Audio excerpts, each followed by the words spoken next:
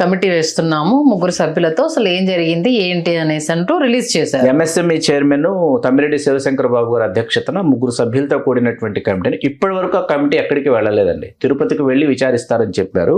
Okay, చాలా మంది తిరుపతికి కమిటీ వచ్చిన తర్వాత ఆర్ఎస్ శ్రీధర్ గురించి అక్కడ ఉన్నటువంటి జనసేన నాయకులు, ఇక్కడ ఆర్ఎస్ శ్రీధర్ గారి పేరుకు జనసేన ఎమ్మెల్యే అయినప్పటికీ జనసేనలో ఉన్నటువంటి నేతలే చాలామంది వైకాపా వాళ్ళు కాదండి. వైకాపా వాళ్ళ కంటే ముందు జనసేనలో ఉన్నటువంటి నేతలు ఇతని లీలలు కానీ ఇతని ఈ చర్యలు కానీ చేష్టలు కానీ ఎంత తొందరగా బయటపడతాయా అని చెప్పి ఎదురు చూసినటువంటి వాళ్ళు ఇవాళ అక్కడ సంబరాలు చేసుకుంటున్న వాళ్ళు జనసేన వాళ్ళు.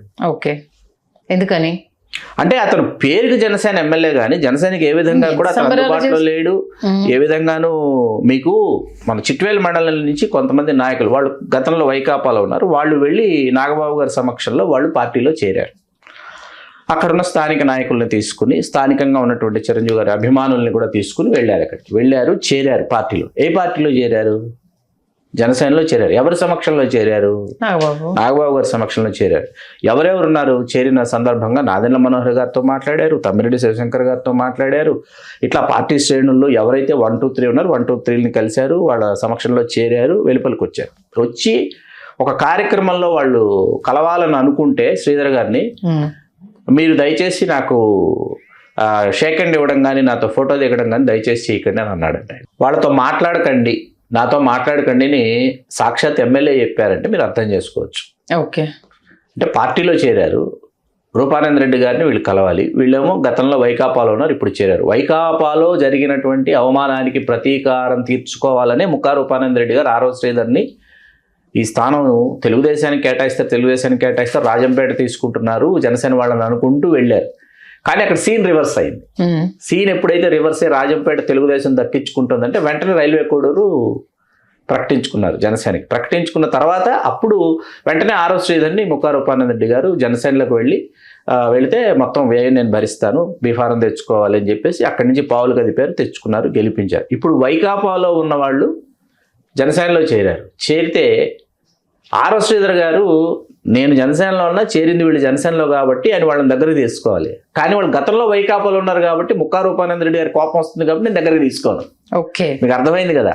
ఈ పరిస్థితుల్లో ఏ పార్టీ అయినా ఏ నియోజకవర్గంలో అయినా ఏ విధంగా మనుగడ సాగించగలదు, ఏ విధంగా పార్టీ నిర్మాణం పూర్తి స్థాయిలో సంస్థాగతంగా జరుగుతుంది. అంటే మీకు మండలాల్లో నాయకులు వస్తున్నారు, మండల స్థాయిలో నాయకులు రావటం, గ్రామ స్థాయిలో నాయకులు తయారు కావటం, అక్కడ పార్టీ జెండా కట్టడం, పార్టీ జెండాని ఎగరేయటం, అక్కడి నుంచి పార్టీ కార్యకర్తలుగా వాళ్ళు రూపాంతరం చెంది పార్టీ కార్యక్రమాల్లో పూర్తి స్థాయిలో పాల్గొంటేనే ఏ పార్టీ అయినా భవిష్యత్తులో మనుగడ కొనసాగిస్తుంది.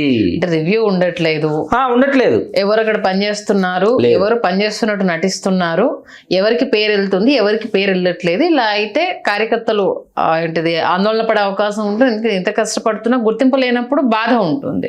అసలు ఇప్పటికే అవతల పార్టీ నుంచి ఎవరెవరు వస్తారో లాక్కుందాము, వాళ్ళ కాపు సామాజిక వర్గాన్ని బలోపేతం చేద్దాం అన్నట్టుగా వాళ్ళు ఉన్నారు. ఇది ఇలాగే కొనసాగితే రేపు ముందర వీళ్ళు ఉంటారు, వెనక ఇంకొకరు నడిపిస్తారు.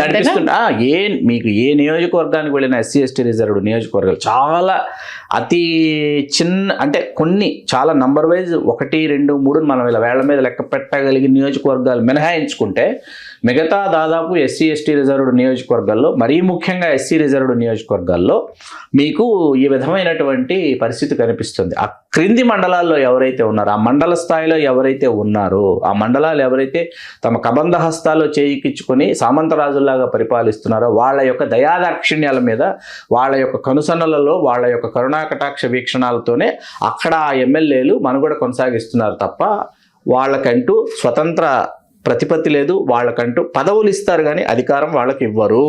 మళ్ళీ అందులోనూ ఇంత చిన్న చిన్న నేతలు ఎమ్మెల్యే అయినప్పుడు ఖచ్చితంగా వాళ్ళు ఇంకో సర్పంచ్ స్థాయి కదండి, ఎమ్మెల్యే స్థాయి కాదు. కవారిపల్లి సర్పంచ్ అతను వాళ్ళ స్థాయిని సర్పంచ్ని తీసుకెళ్లి ఎమ్మెల్యేగా తయారు చేశారు. అది పరిస్థితి.